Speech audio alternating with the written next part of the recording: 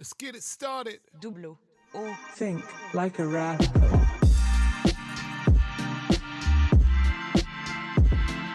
This is your boy Double O, and we are back, episode 112 of your favorite podcast, Think Like a Rapper. I hope you are doing well this week. I hope that you are treating yourself well, and hopefully you made something awesome for yourself. I've been in this very interesting sort of space where I'm realizing the Europeans had it right the whole time, at least partially right the whole time. I think that this time being paused has forced us to analyze the mechanics of the American dream. This go, go, go, progress at all costs attitude, I think, has not benefited us in everyday life, in our relationships, in our pursuit of true happiness. And so I hope that you are taking some time, as I am, with this stillness, to really embrace the slowdown, embrace the awesome things that boredom, a mundane day can do. Learn how to make a new cool drink, learn how to make some cool meals, read a book the real way, not on Audible, just cracking one open and reading it and turning pages.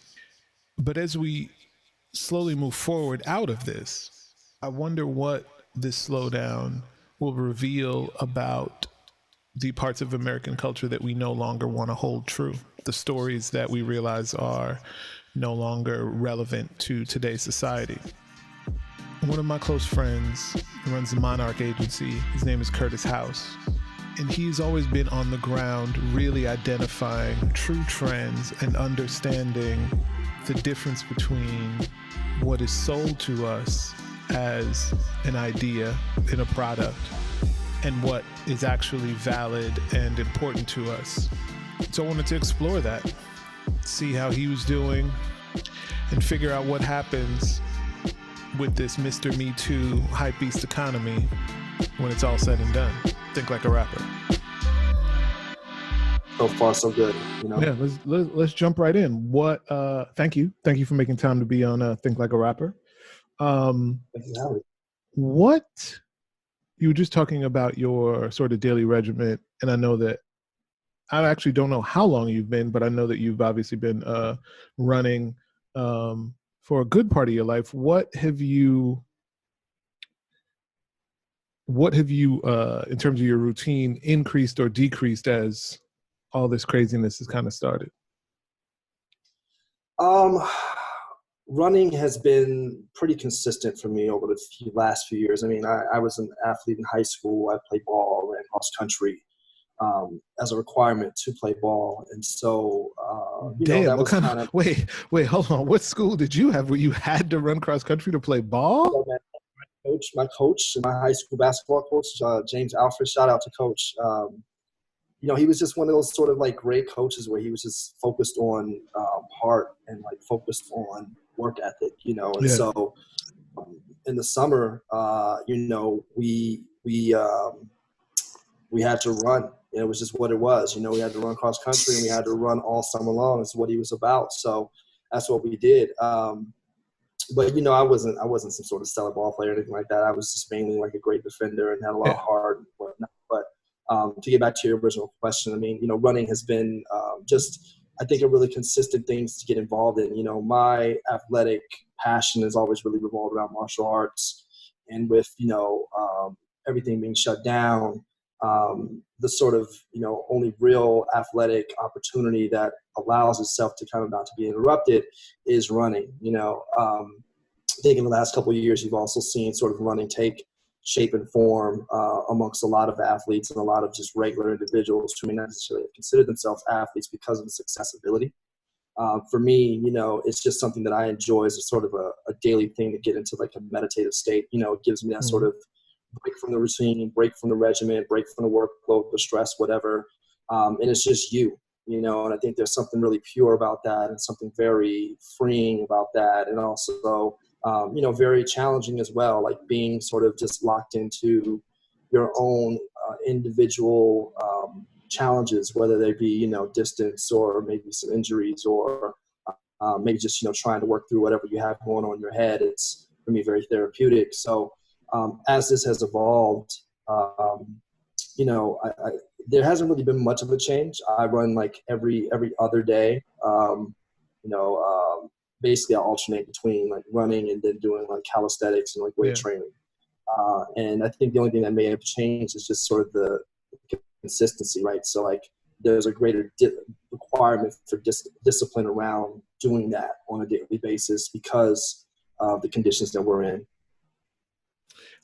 It's interesting because as you were talking, it also felt like you were maybe subliminally saying also that that in taking up running and then taking up this very individual endeavor and this thing where you're essentially, for the duration that your body can make it, trapped inside your mind, kind of trying to battle it to get to the finish line, that that has been beneficial to an extent for this sort of situation that we're in, because I think for a lot of people, this is the first time that they've been forced to sit with their own thoughts in a way that they may not, everyone is always able to find kind of their own excuse to not sit with it, to not really be there. But now it's, as I talk to more and more people, everything is being kind of analyzed and overanalyzed. And do you think that running has been helpful in that, maybe even for you?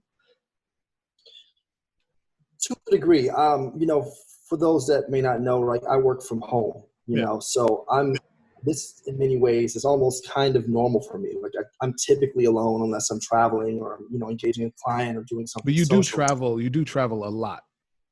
I do. And, there's sort of an ebb and flow with that, right? And this, ironically enough, falls kind of within, the ebb of that. Like this period of time is usually when things are a bit slower before my travel schedule kind of picks up. But I say that to say that, like, I am pretty present most of the time. Like, okay. I do a lot of sort of just, daily self-analyzation and thinking and whatnot. But I think, to your point, for many, this has been probably a very confronting time, right? There is this moment where everything is sort of grounded to a halt, and everyone has this time in this isolation to really sort of give thought and reflection to, themselves and sort of the greater purpose that they're living towards and living for, and also sort of where we headed societally and collectively. And I think it's needed, with social media and, the sort of continued acceleration of technology. We've really entered this space now where there are fewer and fewer moments where I think people have this time where there aren't any distractions to really sort of pull them away from whatever, they may be needing to think about or avoiding thinking about, or maybe just haven't really had that breath of fresh air to really even dive into reflecting on those things. And so it's interesting, I think, for many to sort of have the opportunity to do, what many also sort of refer to as like that self-work, of sort of like diving in and starting to look at yourself with that considered perspective. Are there things that you've learned over the years of doing it through all the different practices that you think might be helpful to people that are just starting it sort of now? And maybe, to a certain extent, it can be a bit overwhelming. I mean, I'm seeing a lot of people on Twitter, there's a lot of like, if you're not depressed during this time, then you're a sociopath. If you're not whatever. And I laugh at it, but then I'm also just like, I'm not going through those sort of emotional swings because, like you, I've spent a good majority of my adult life working from home or working remotely.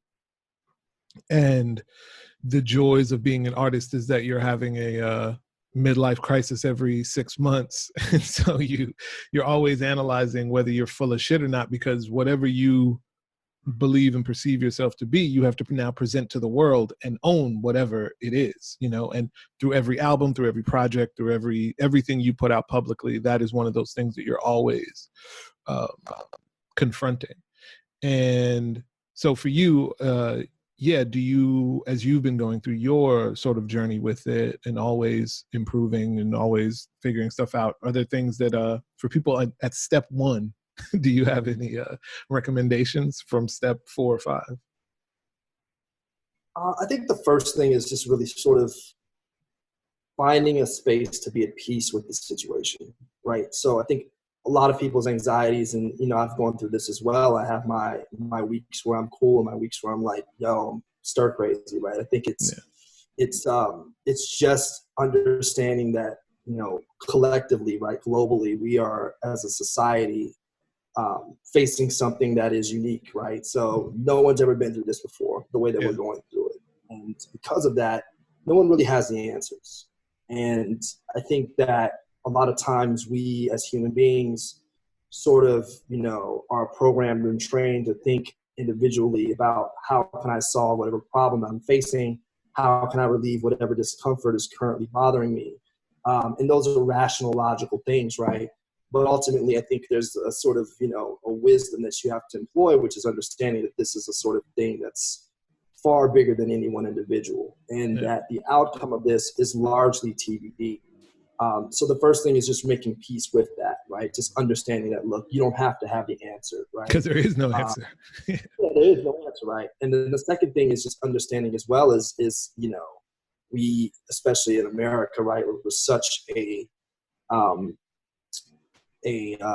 productivity focused culture because of being, capitalist.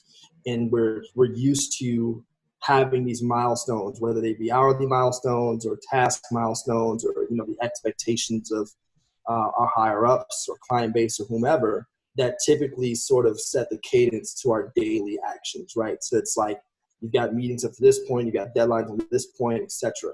In the absence of that, there's this sort of vacuum, right? This like task vacuum, and that structure being eroded. I think a lot of people find themselves sort of without a sense of being, like, well, what am I supposed to be doing with myself, which is also valid, right? So I think the second thing is like give yourself some sort of a structure, take the opportunity to say, hey, look, like, all right, well, maybe my day is empty, maybe my day is open, or maybe half the day is open. What are my priorities? What are the things that I think I want to do with my time? What are the things that I feel like doing with my time? And kind of embrace this unpleasantness, right, for the opportunity that I think it offers. I think that's the other thing. And thirdly, I think it's just allow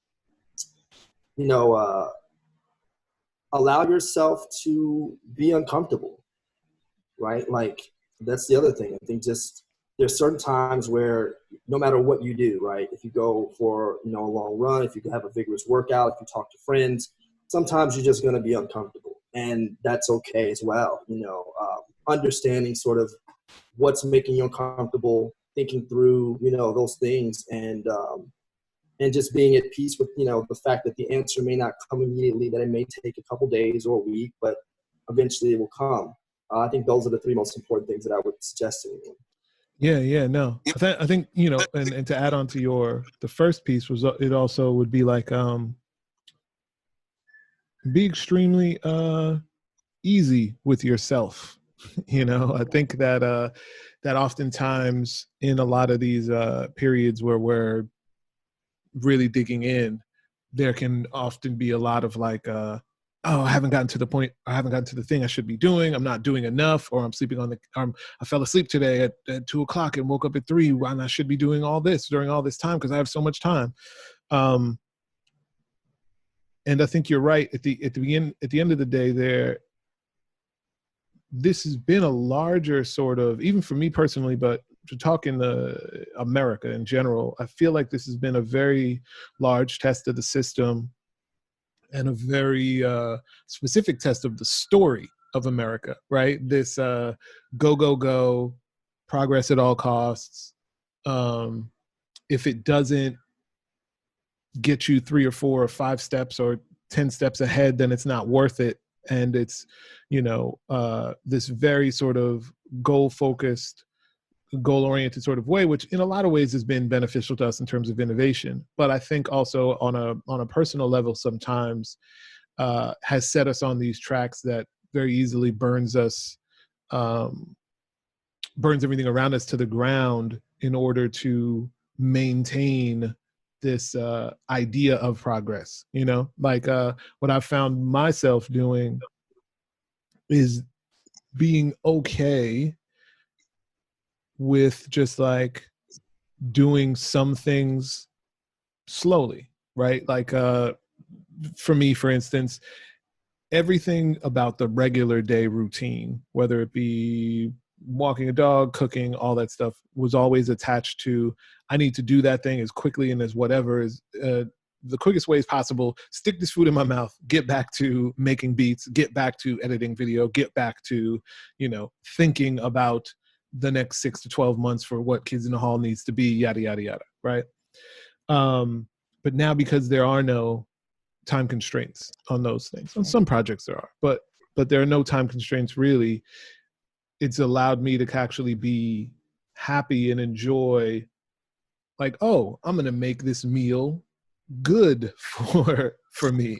I'm going to enjoy that process. Like, instead of just downing an entire bottle of red wine, maybe I'll sit and figure out how to make old fashions and figure out like the craftsmanship of those things, and in that way enjoy it, those small things that now can be dragged out much longer, a whole lot more than just go, go, go, go, go, go, go, go, go, go, go, because somehow the thing you actually want is at the end, when it might actually just be these sort of simple things.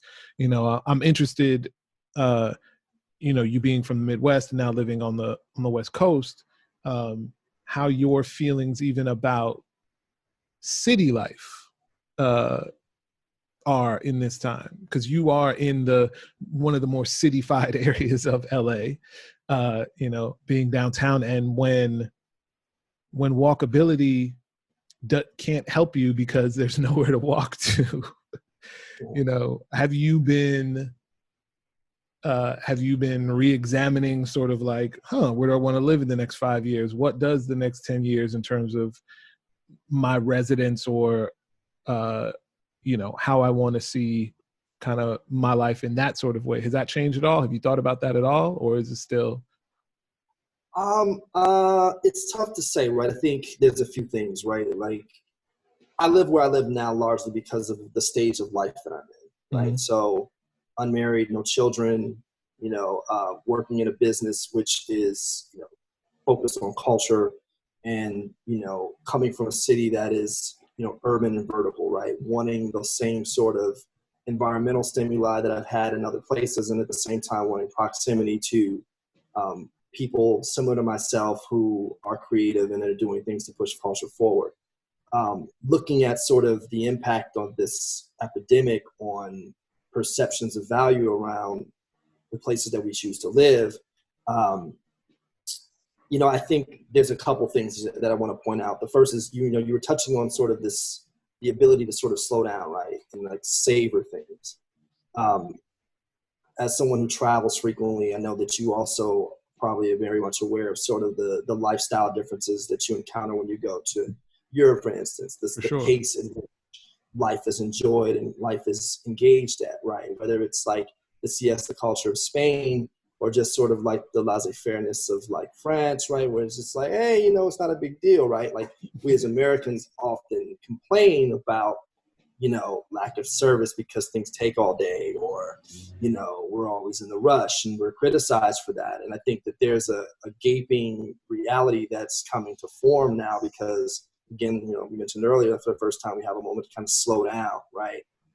The speed at which we're moving, I think, has masked the unsustainability of our culture, right? Like, we've been moving at such a light speed that we've never really stopped and taken a moment to really assess, like, is this healthy and is this sustainable? Are we balanced or not? And I think it's becoming more and more clear to many, some who haven't, you know, maybe had the opportunity or the time to have the revelation that, yeah, we're not. We're living in a very unbalanced way, or have been, right? And I think for all of, you know, modern capitalism's advantages and the ability to, you know, so-called move communities and societies out of, you know, third world conditions and poverties or whatnot, there's also the other side of it, which we know is not as healthy, which is not as beneficial, right?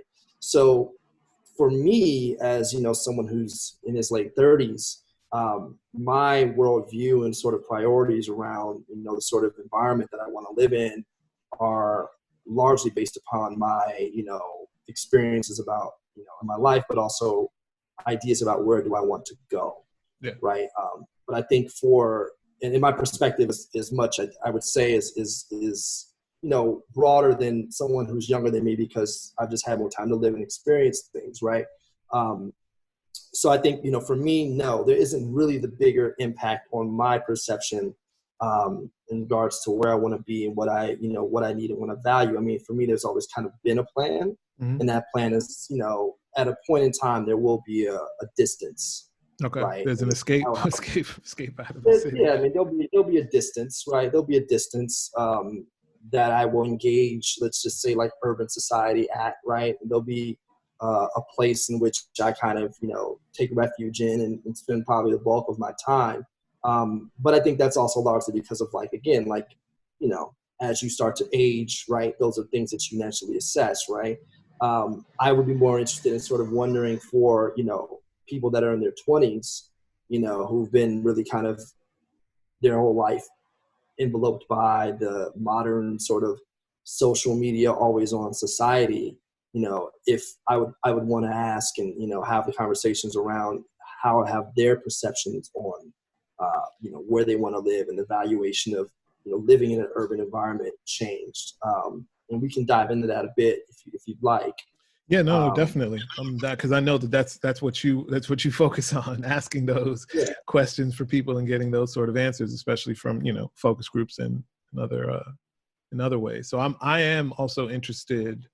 I'd definitely love to talk about kind of whether it be speculation or whether it be having had some anecdotal conversations, the answer to the question you just asked, and then also maybe how it's affecting. I think what is a larger question. So I think one of the other sort of like curtain pullbacks on the marketing of culture industry, right, has always been that there is this sort of like a gentrified consumer that is marketed towards that there is some that the product or whatever it is some sort of authentic idea of the culture. But then oftentimes when you talk to the people you assume most closely related to the culture, right, that are in urban areas, that are in the hood, they have no clue about those things, or they value very, very different things. And I do wonder if we're going to come out of this and there's going to be this weird, those things can't go back together as easily anymore in terms of selling it, because the value propositions will be vastly, vastly different.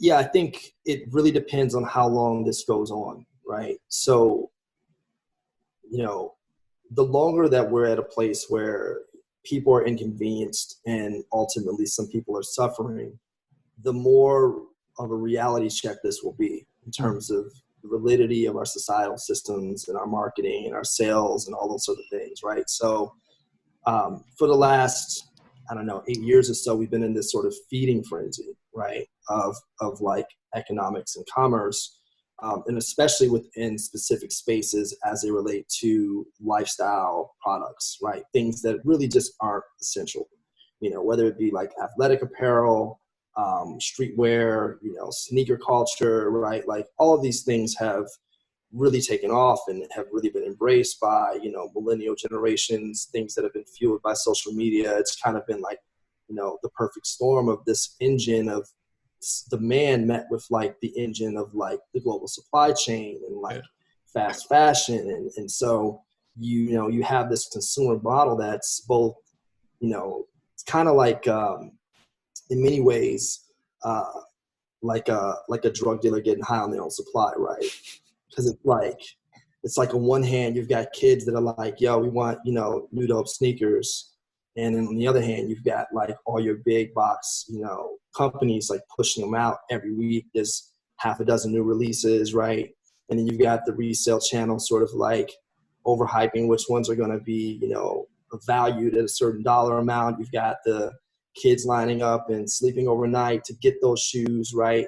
And it's an unsustainable thing on part because on one hand, there's too many releases to meet the available, like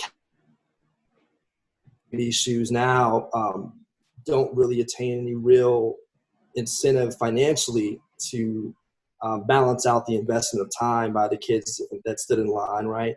And on the other hand, there's also just sort of the overarching reality that's like, yo, it's just a shoe.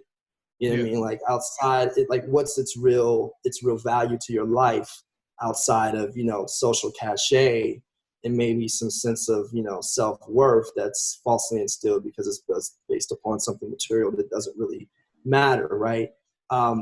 So again, I think if this prolongs, then that reality becomes, something that will become hard hitting because, those kids, those collectors, those businesses, those companies who are part of this life cycle will start to have to, make those adjustments and come to those realizations. If it is something that goes on for another couple months, which in some way, form, or shape it will, definitely could.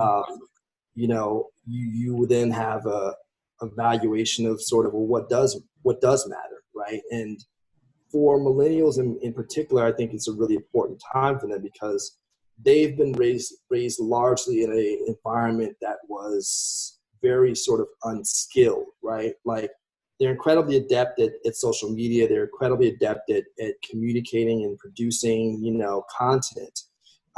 But, do you know how to cook food, right? Like, do you know how to, do anything that's sort of like trade based? Can you use a hammer and a nail? Do you hammer and nail? Do you hang stuff? Do you know how tools work, right? Like, and that's a larger conversation, right? Like we grew up in an era where there were like trade schools, right, that you could go to in like high school and learn all sorts of things. Like there was home ec, right, and all of those things were kind of pushed to the wayside. But we, I think, are at a point now where this crisis is really starting to make people have to reanalyze, what really has worth and really has value. Now, from a brand standpoint, I think, your point earlier about sort of this sort of gentrified model of marketing, right, of this gentrified consumer, we're still facing some of the same challenges, right, internally, right? So for the last 10 years or so, maybe 15, as more and more multiculturals have entered the marketing and brand side of things, there's been a larger conversation sort of around the lack of diversity and lack of inclusivity amongst these major companies that are making these decisions, right? And by decisions, it's not just about sort of, we're going to put out this product or we're going to sign this athlete, but it's also about sort of the culture that's being created by them, right? Because with all of their reach and all of their doors and all of their marketing dollars, there's a narrative that each of these brands kind of injects into society. And that either resonates with consumers or influences them or turns them off, depending on sort of where you fall in line with that brand messaging, right? And we still see that challenge today. Like when I walk into, the offices of major corporate brands or meet with these global teams that lead sort of, future planning 3, 4, 5 years in the future about where we're going to be at or what products we want to launch or sort of trying to understand where consumers are coming from, there's very little representation. So I think representation is still like a huge, huge challenge, right? Moving into this sort of, well, how does that affect, or get affected by the phase that we're in now? I think, it's still going to be a bit of a difficulty, right? Because I think at the core of it, there's still a lack of real on the ground engagement from brands, right? Like there's still a lot of, assumptions that are being made by the people that are in the building based upon their experiences. And their background just may not be, accurate. It may not be, one that resonates with where things are currently. Doesn't mean they're bad people. Doesn't mean that they don't have good intentions. It's just simply that, the system as it's established, I don't think is built to really allow a lot of outside input. And that's true around a lot of different companies. Where we go from here, I don't know. Yeah, I think it always takes what I've realized with working with brands, other major corporations, variety. It takes just somebody, doesn't matter who or what they are, but they just have to be in the know enough to either hire the people that properly represent the what they're trying to do, or know how to get to those sort of to that answer, because it's interesting because I'm always battling with this. I don't know if you ever watched that the Russ interview with Joe Budden, when he was talking about this weird cycle that's happening where specifically related to hip hop and new hip hop is spending so much time listening to the fan because the fan is right there and wanting a certain kind of music, that we're in this weird space where Black creators are being driven by 13-year-old white kids in places that don't understand, kind of what's going on. And this weird sort of cycle is happening of feeding a certain kind of music back into the larger story that maybe just, that isn't really resonating, but it's the quick hit that those kids actually want. And learning, I was talking to someone yesterday and I was saying, I hope that creators and all creators, including creators of corporations, take this time to sort of understand that the process isn't always just a quick hit and go sort of thing. That really savoring even the process of building out these ideas and writing these stories that are eventually going to become marketing campaigns, that are eventually going to become products.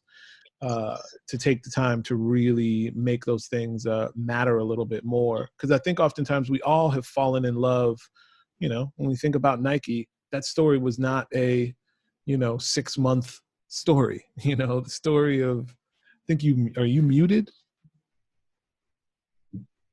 I believe I am. Okay, yeah, you were saying right, but nothing was happening. Sorry. Yeah, these are all long, slow built, oftentimes deliberate, but sometimes, just happenstance because it was so connected to the culture that it was trying to project into the world, that it allowed those things to really grow and mature, so that when it really scales, it's like, oh yeah, this is anything and everything, and I could buy into this entire world. And what we have now is this rush to create that titan over and over again. And that, that comes in the music side, it comes in everybody trying to be who's the fastest person that can get behind, that can get to Jay-Z and $1 billion or whatever. And on the brand side, it's like, oh, who's going to be the next Air Jordan? Who's going to be the next Nike? Not realizing that these stories took decades. This is not, these are not going to be quick sort of things. And so sometimes in the rush to create product that will scale you that fast, you're going to create shitty product or at least product that doesn't mean anything in a very short amount of time, to touch on that, a little rambling. Success, can be a dangerous thing, right? Like when brands try something or artists try something or labels try something and it works one time, right? And they see that sort of, that profit spike, that demand spike,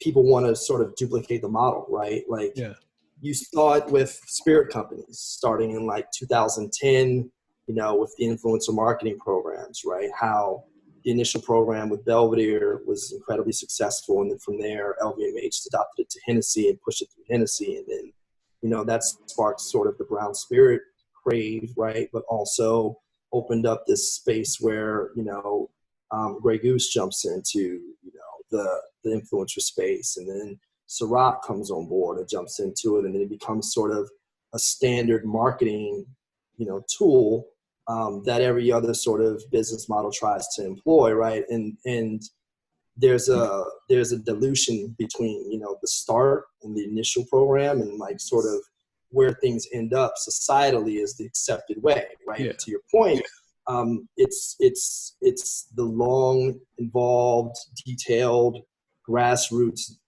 resonating narrative that has, truth and relevance to the consumer versus sort of the quick fix, quick hit, tactic that just is sort of, pretty shallow, right? And so, even now when we talk about sort of, the space that we're in now and being able to sort of slow down and be a little more considered, or hoping at least that brands do that. I don't know if we're going to see that, right? Because I think that it really has to come from the consumer, right? I think brands are going to do what they just know how to do, right? Like at the end of the day, unfortunately, like the way that they're set up is that, there's shareholders, and shareholders care about one thing, which is like the bottom line. They're not invested in culture. They don't come from ultimately like the places that we come from. They're not on the ground, and, they're just looking to see if they're getting the return they expected. And, these leadership teams at these companies answer to them, and they're forcing themselves to try to make decisions that they feel like will make up a certain, bottom line. And I think if you approach anything like that, you're ultimately going to make some sacrifices, right? And that just, I think, is the way that capitalism is. It isn't sort of this considered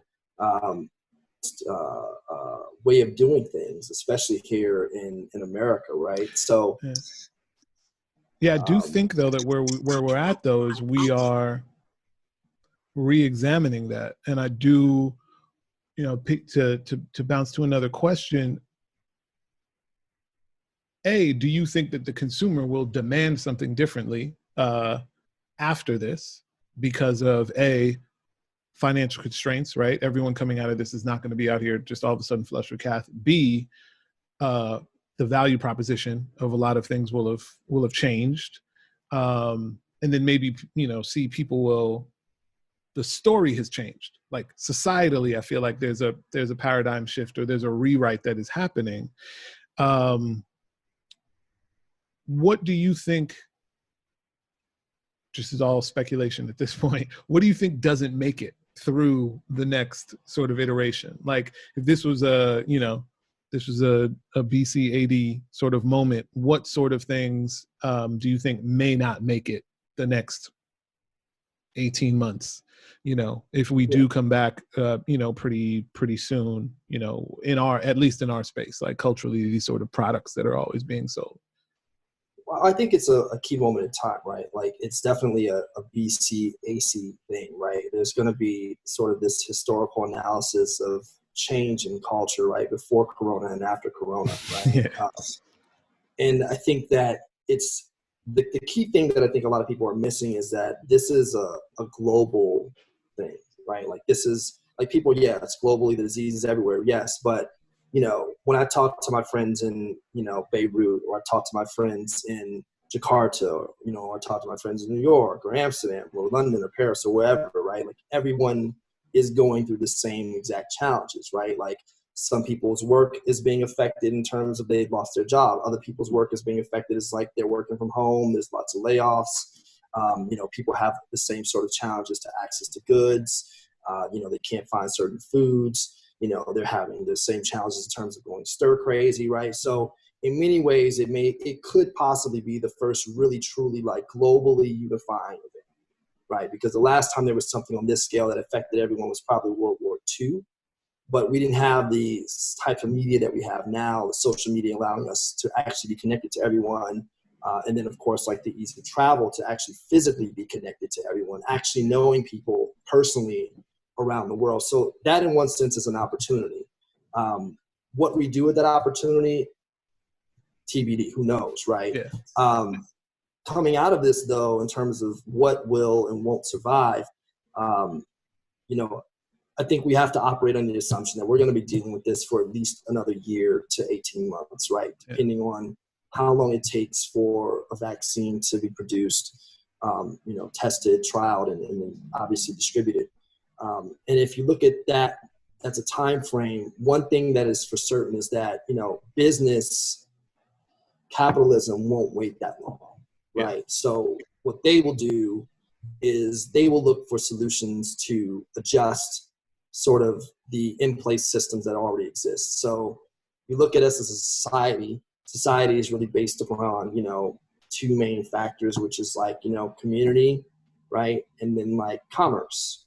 right? And so our economy is structured upon those two things, right? Like we have a lot of different entertainment opportunities or mediums that are based upon bringing people together to make money off of things. So concerts, sporting events, you know, art galleries, exhibitions, festivals, and they're, you know, founded on the notion of tons of people coming together and enjoying something as a collective, right?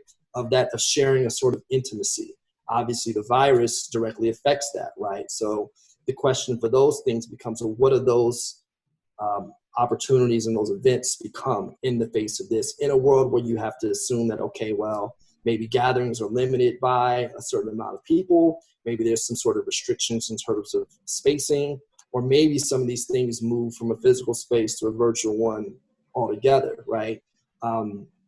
There are already things in place where, for instance, like the NBA has been doing like NBA VR for a couple of years now. It's still very early in sort of the deployment of that in sort of a high fidelity way, but the bones are there.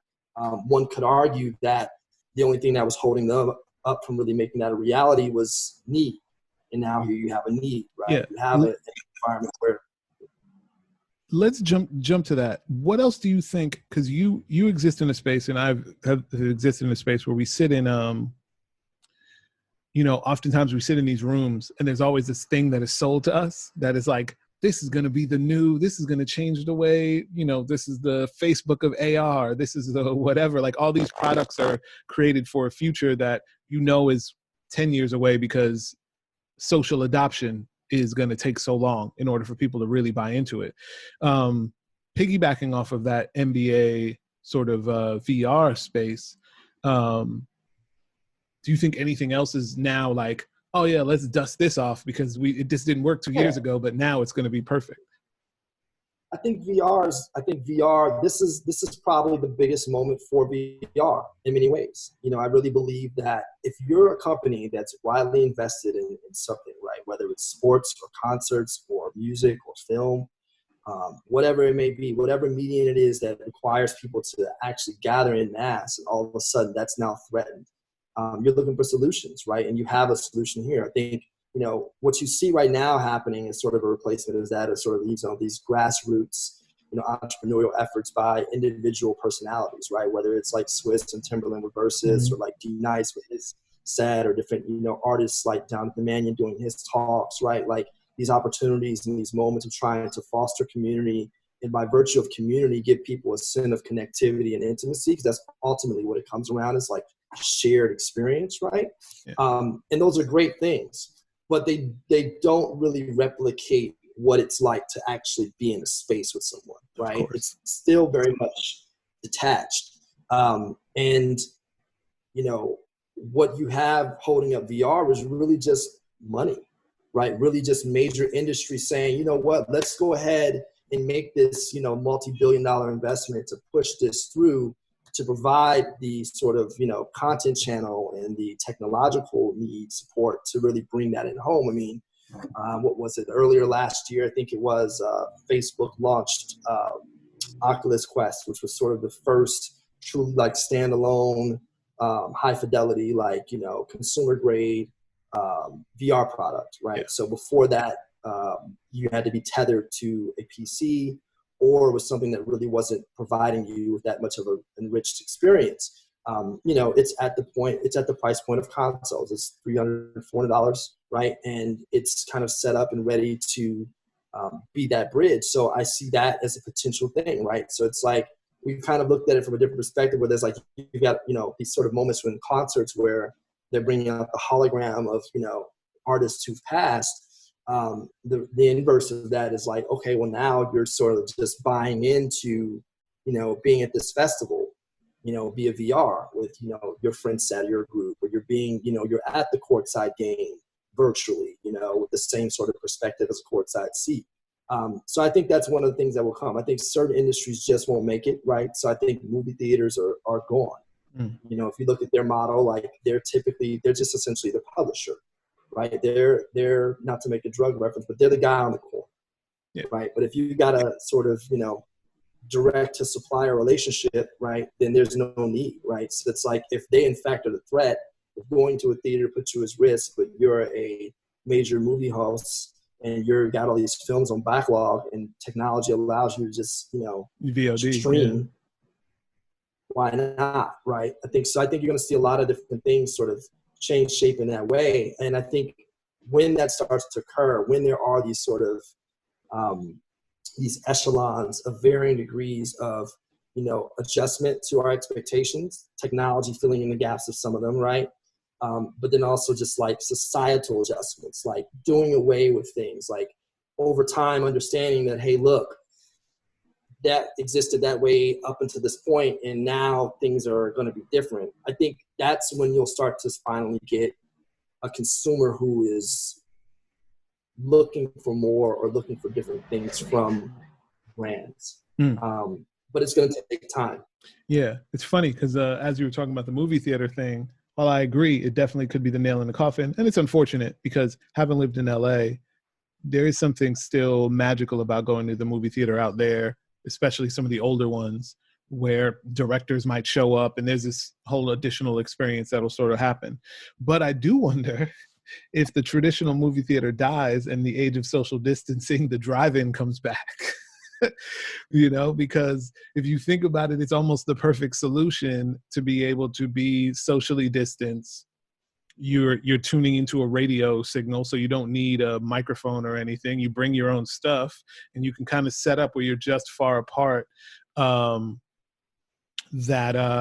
you can kind of go through the experience and it's still get the benefit of going out and kind of building the communal sort of movie theater thing. But what I was having watched some clips from the Fortnite Travis Scott concert, I almost feel like VR or AR is going to win by not trying to replicate reality. I think that's its biggest issue. I think that there's no way that you're going to be able to make the smell of the shitty bar where you first saw Chance the Rapper play in South Loop or something like that in Chicago. Like, you can't replicate that experience of that sort of place that you go with your friends.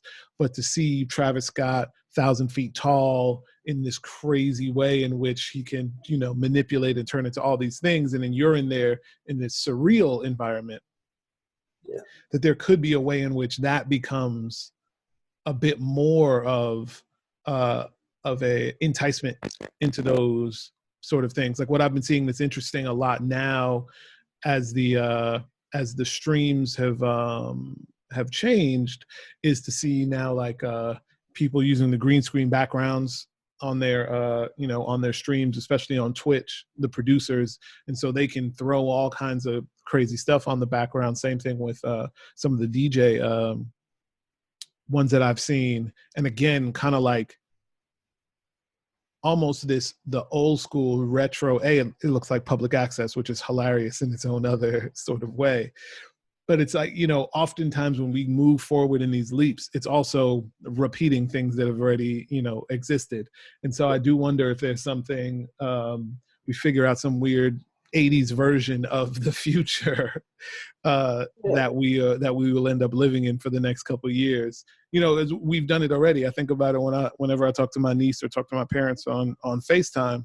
And it's just like, oh yeah, talking on video was literally like the 80s idea. That was like what was supposed to happen, and it just snuck up and no one really noticed it, and now it's the norm, and people will do it in the most obnoxious of ways, especially without headphones or AirPods. but yeah, it's like this thing that we just accept as this norm. And so yeah, I do wonder, there were some people that were talking about like we might end up in a space where we are like Japan for a minute, right? Where DAP is dead, and it's some sort of bowing or some form of a greeting that does not, interact with the other person until you know them, let's say, better. But yeah, I just have this feeling that the customer and the potential consumers almost immediately, at least for the first 6 months to a year, are going to be so cautious with the decisions that they make when it comes to what they purchase, that it's going to cause a forceful shift in, in C-suite conversation, because people are just going to want more. Like, are they going to want 5 different re-releases of Jordans, the same week? Probably not. Like, I don't know if that market makes it out of this era. I don't know either. I think it comes down to economics, right? It comes down to how hard is the economy hit? Is it hit to that degree where, the futility of that investment becomes a reality and a possibility? And if so, then you find yourself with a consumer who likely is going to demand more out of the products that they buy from a functional standpoint, right? I want to buy, maybe I can only afford to buy 3 pairs of shoes a year now, right? Like, I remember growing up, I got one pair of shoes a year as a kid in our household, right? Like, that was it. That was the standard sort of thing. And so that consideration was a lot different than now, right? It was about, looks, price was another thing, performance was another thing. And in the standpoint of like, can I play sports in this? But it's also going to keep, the snow like out of my shoe in the winter, right? Like, how is this going to clean? Like, what are the materials in this? How do they perform? Like, those are things that I developed as a consideration set around product investments, specifically around shoes as a child, because my access to them was limited, right? Many millennials arguably haven't had to face that same consideration, right? Like, there's far more options. Like, shoes are far more inexpensive. And I think, if you adjust for inflation than they were when we were growing up. And so, they've been able, and it's been fast fashion, right? So they've been able to just sort of like get this one, get the next one. And like, the big brands are just feeding the machine. They're feeding the addiction. Yeah. If you look at a consumer who's going to have to make those adjustments, I think they will have to start to look at that. And then brands' responsibility is to provide the proper product for them. So, now it's like, there's a lot of brands sort of exploring different materials in the last few years, to address, pollution, or to address sustainability, to address, wear and tear. And those are great evolutions. I think now it becomes the point where brands start to look and say, okay, well, what do we offer in the face of a consumer that is, strapped? That can only, invest occasionally. And from a brand standpoint, what is our role and responsibility in that conversation and in that sort of world where, things have decidedly changed? And I hope at least that those are the things that they're trying to think of. My fear is that they're not. My fear is like, it's business as usual. My fear is like, let's lay off some people, let's, delay a few collabs, let's delay a couple releases. And, when we get to go out the house again, let's just kind of like roll out the sort of like inspirational, we're a community, sport lives to us all type of, messaging, and let's just get back to it. Right. And it would be really sad if that's, the sort of the road that they go down. But I think, again, it's, I think we've divested so much power, right? Like, we as consumers, we've relinquished so much power to brands themselves, right? Like, we were much more critical, I think, back in the day, right? Like, I mean, we're the same age, you and I, essentially. Like, we grew up in the same era where it was like, hype was relished for only the most supreme, undeniable joints, right? It was like, just occasionally the things that would drop would be like, that's the joint to get. This is the one, that was a maybe twice a year thing in footwear, right? Maybe quarterly, right? And then, in apparel too, it was about specific brands, and within those brands, it was about specific silhouettes and specific releases. And there was no big machine leading up to them, outside of like the Nikes of the world, right? It was just like, you had to know where to go. had to hunt through things. You had to, be connected and be in tune. And to your point, invest the time, right, to really kind of foster those relationships and build that sort of assessment.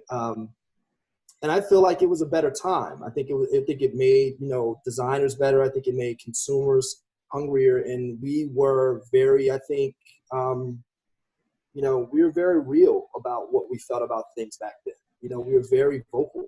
Well, we were forced to be much more connected, right? Because this is an era before fast fashion. This was, even the Gap's quality of clothing, was something that you can go and find something at a thrift store right now from the Gap from the 80s or early 90s, and it's just a quality piece that's still there. Good luck looking for something from H&M 6 years ago that's still like together, right? And because we had to search for it, right? If you saw something in a music video that was like, oh shit, the Snow Beach, right? Pullover.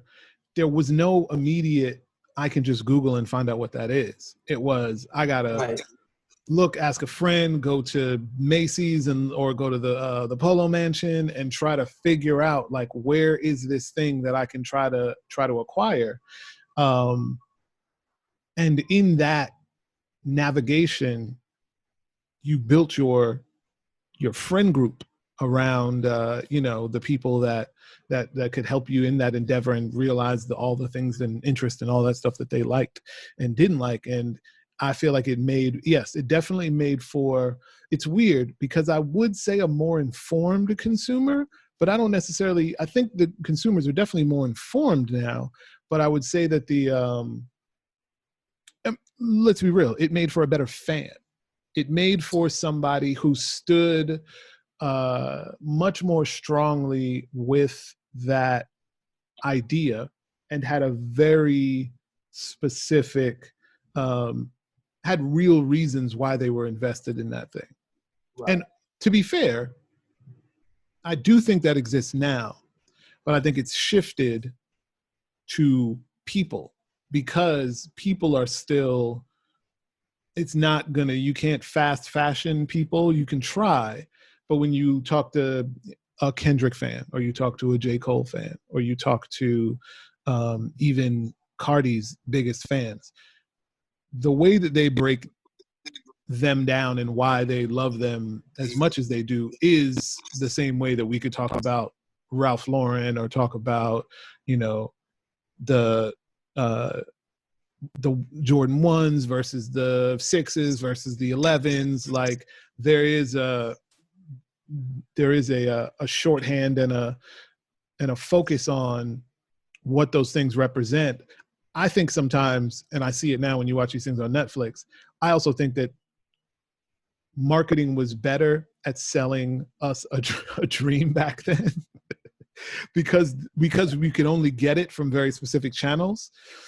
When you watch like The Toys That Made Us or something like that on Netflix, and you're just like, oh man, like these dudes just made this shit up. But like G.I. Joes to me, or, Thundercats meant this entire different world but it was just all consumer bullshit sold to us, through cartoons and toys and different iterations. So maybe it is the lack of information allowed us to be a little bit more mystified and therefore a little bit more invested in, romanticized by those things.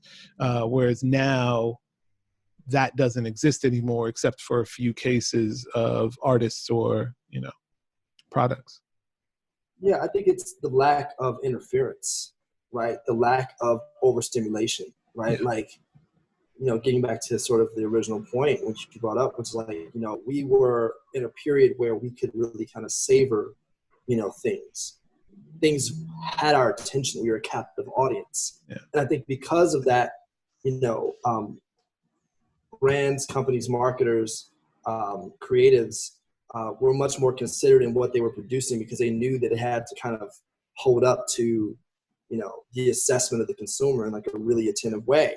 Yeah.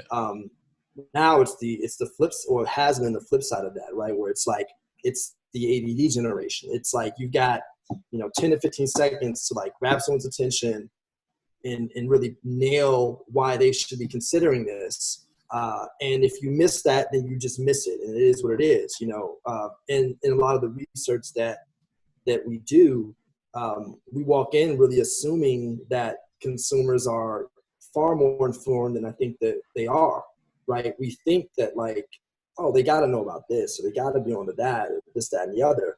And half the time they're maybe about half as so aware, right? And that's a whole other problem, sort of just like there's so much information, and the way that information now is delivered is so siloed based upon your individual preferences, your age, your background, your economics, your location, the things that you like physically that it just sort of becomes this echo chamber where you're only getting fed the same types of things. So it's like, it's overstimulation. There's far too much to be considered, but most consumers' pipeline of information is also being narrowed by, the apps that we consume through, the channels that we consume through, right? And so all of that, I think, combined with sort of what we were talking about earlier about this, imbalanced commercial model that we've been living in are, sort of some of these ills that I think now we have finally a chance to maybe realize have been affecting us negatively and perhaps, reset. Yeah, no, definitely. I think that I think there are going to be a bunch of stories hopefully rewritten, and I think that people do take the time to be at least aware. You don't have to necessarily do anything immediately, but just be aware of kind of what's happening to maybe make some better informed decisions sort of later on. But I wanted to wrap up with something. A lot of people are looking at this time in terms of reinvention, in terms of like, I hated the job that I was going to every day anyway, and now I'm at home doing it and still hate it. But I also realized that they had me doing, jumping through these hoops in this routine for no reason. Because, and we've discussed this a little bit, so this is a little bit of a question for me, but I'm sure it helps everybody else. If you were thinking about starting your own thing, doing your own thing sort of in this time, do you have any sort of recommendations in how, outside of the easy technical stuff that they can look up, how to create an LLC or a C Corp or S Corp or whatever. But any recommendations in general on how to kind of make that leap from maybe the remote working 9 to 5 and say, fuck going back, I'm going to start my own thing, and, kind of what those ideas or steps might be. I mean, it's basic, man. I think everybody's journey is their individual path, right? So it's really about just following your heart. I think that's the most important thing. I think we all have different sort of passions. If someone's sitting around and sort of, hating where they are, hating what they're doing with their life and their time, they should invest themselves into like pursuing what they love. I think it's that simple. Obviously, change is always difficult, right? Change can be uncomfortable, but I think at the end of the day, if you're doing what you love, even the hardest days are fulfilling. Yeah. Because you're ultimately answering to yourself. Yeah, no, definitely. Lastly, this podcast was renamed and rebirthed because the more I talk to people, the more industries I bounce in and out of, I realize how impactful hip hop has just been on the world. And so, I want to leave the last question with you. What is something that you learned from hip hop that you use in your everyday life? It could be business, could be, family, it could be anything. Just keeping it real. That's it. I mean, my personal and professional life in many ways, I think it's been kind of crafted and led by that, for better or for worse, right? Yeah. Like, there's been plenty of environments that I wasn't welcome back to because people didn't like what I had to say. But I think, at the end of the day, right, like, that's the like was just keeping it real, you know, like growing up on the south side of Chicago in the 80s in Bronzeville. You know, I survived by just being true to myself and keeping it real. You know, even today, you know, as I consult and deal with, you know, my clientele and whatnot, it's much the same. I mean, you know, being honest, you know, not being afraid to speak the truth, I think is valued. And I think that we're in a space right now because of, you know, social media and hype and, you know, image pursuits. There's a lack of realness. I think we could deal with a bit more of that. I think the world would be a better place if people kept it real more often. Well, I hope after this they do, because they understand how much of this shit they thought was real is not. You know. But thank you so much. Thank you so much for taking the time to be on the podcast. Think Like a Rapper, Curtis House. Brother, thanks for having me. No problem.